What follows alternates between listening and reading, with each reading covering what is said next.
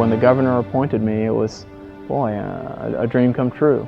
And when Chief Justice Jefferson swore me in January, boy, I was flooded with a tremendous sense of destiny and of fulfillment of dreams, and it was just a tremendous feeling.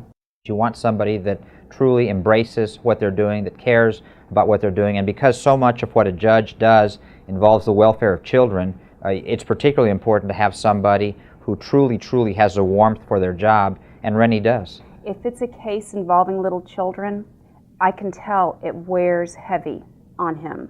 If it's a case where it is primarily lawyers in a dispute of a jury trial, it's very invigorating to him. It's challenging mentally, but I can tell the difference when he is very concerned about a little one in a family dispute or a little one whose very life may be in danger. So yes, I do think he brings it home. He brings home that heavy consideration of the decisions he had to make.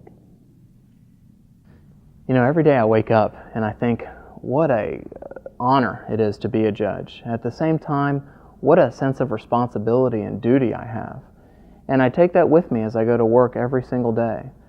And that's what gives me the motivation and the energy to give it my all of my intellectual ability, all of my legal training, all of my attention, all of my emotion and sense of compassion. And at the end of the day, I have a tremendous satisfaction because I want to, and I feel like I have given the citizens of Bexar County everything they deserve in a judge: fairness, impartiality, and justice. The experience he brings to the bench is going to be a tremendous asset, and it necessarily is going to mean that he's going to build on these skills he has of being methodical and analytical. It's a problem-solving job.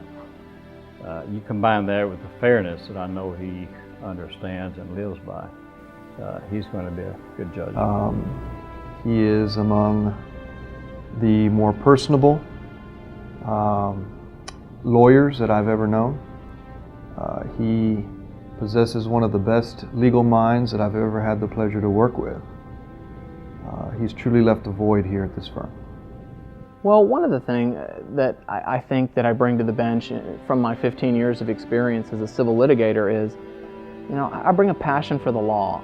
I want to apply the law, you know, as it's written by the legislature. I'm not interested certainly in legislating from the bench or really inserting my particular opinions on cases. So I want to scrupulously follow the law, but I also want to encompass, you know, a sense of judicial compassion for the cases. I've been in the position where these litigators are. And the third thing is just a seasoned level of experience. In the last 15 years, since I've practiced both plaintiffs and defense, you know, I understand the perspective of the lawyers. In the family law context, I've been a trained mediator for the last 6 years, and so I understand the types of dynamics that family law cases have and the high emotional component that family law cases have. So that is something that I think I bring perhaps a unique combination of that set of skills to the bench. He understands people sometimes need a judge or a jury to help them to resolve something, and he loves being a part of it. And I think if you love being a part of that, I think we all benefit. It inures to the benefit of all of us, not just the litigants in a case, but to all of us in society as a whole. And he does love it. He wakes up every morning just engaged, ready to go and do this. And I think that's wonderful. I want every judge in Bexar County to want to embrace their day that way, and he does. He loves it. You know, when I was in law school, I was just fascinated with the legal principles and how everything fits together in a unified view of the law.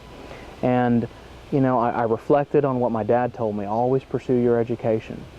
Then, as I progressed through law school, I became thrilled with courtroom law, and I wanted to be a courtroom lawyer.